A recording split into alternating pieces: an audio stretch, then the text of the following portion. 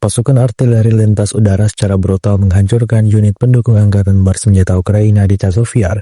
Dokumentasinya diunggah langsung Kementerian Pertahanan Rusia melalui akun Telegram @emoderasia pada Sabtu 23 November 2024.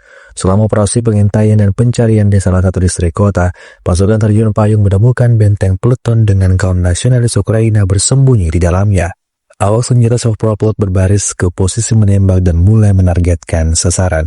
Setelah benteng angkatan bersenjata Ukraina dihancurkan, unit penyerangan pasukan terjun payung Kostroma memasukinya dan membersihkannya. Sekali lagi, anggota militer Volodymyr Zelensky tak dapat menghindari nasib buruknya. Hingga video ini beredar, beragam respon diberikan warganet.